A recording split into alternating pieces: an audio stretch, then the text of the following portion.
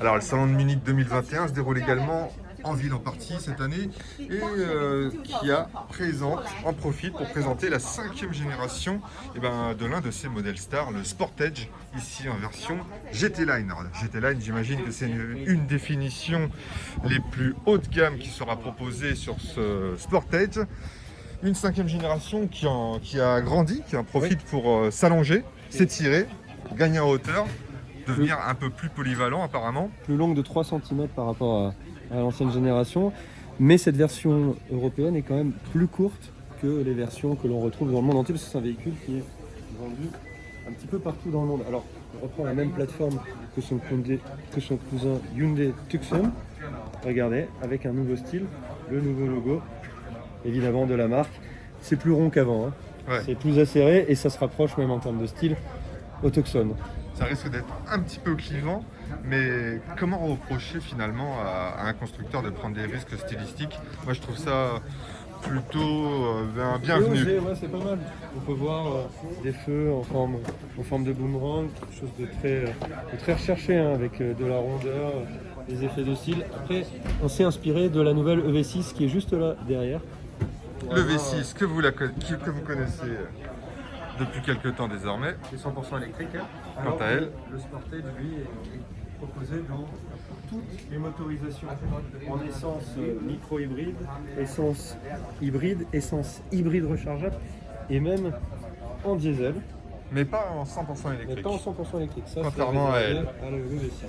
Alors on va retourner sur le Sportage parce que j'ai entendu dire que l'un des critères les plus intéressants à bord de cette nouvelle génération de SUV se trouvait à bord, avec une montée en gamme, un niveau de finition qui s'améliore. Regardez, de toute façon, il y a beaucoup de travail au niveau du design, au niveau du bloc d'instrumentation. On a deux dalles de 12 pouces avec une vraie révolution numérique. Hein. On peut régler aussi les différents modes de conduite avec les molettes là. Beaucoup de technologie à remarquer. Évidemment, on retrouve la présentation qu'on a pu voir sur le dernier Sorento et puis quand même des matériaux qui s'améliorent, hein, de génération en génération. C'est clairement visible à l'œil nu. La Sportage a toujours été très bien accueilli chez nous parce qu'il était doté d'un excellent rapport qualité-prix. Oui, effectivement, c'est d'ailleurs le deuxième véhicule le mieux vendu chez Kia en France. Et aujourd'hui, on assiste à une montée en gamme et s'il conserve un positionnement tarifaire tout aussi intéressant, ça risque de devenir l'une des meilleures affaires du marché dans ce segment, à condition effectivement d'accepter, ou d'aimer ce genre de look oui. très audacieux. On retrouve d'ailleurs les mêmes feux boomerang, hein, que sur le Tucson. Ouais. Il y a un air de famille. Hein. Avant, c'était un petit peu plus différent. Maintenant, c'est vrai qu'on retrouve quand même quelques similitudes entre les deux marques. Hein. C'est pas pour me déplaire parce que le style est plutôt travaillé, plutôt sympa. Et puis, le nouveau Sportage a quand même des nouvelles capacités d'emport qui sont intéressantes avec un coffre, on peut aller le voir, qui est assez généreux. Hein. Qui annonce 591 litres. 591 litres, voilà. Je vais voir ça. Mais bon, apparemment, il y a quand même une petite astuce. Il faut avancer les sièges arrière. Non, le faux plancher. Le faux plancher.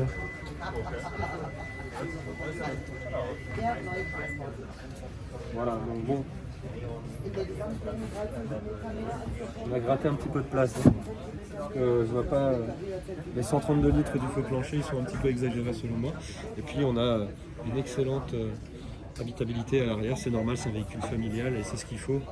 Ouais, ça a l'air d'être assez modulaire avec les dossiers de banquette qui se règlent en inclinaison. On peut même les mettre verticalement pour conserver un peu de place pour les passagers tout en optimisant le volume de coffre. 40-20-40 évidemment pour la modularité. Et puis non, regarde, même la place centrale, hein, a l'air assez intéressante. Le tunnel n'est pas trop proéminent. D'ailleurs, il existe des versions 4x4, ça me fait penser à ça.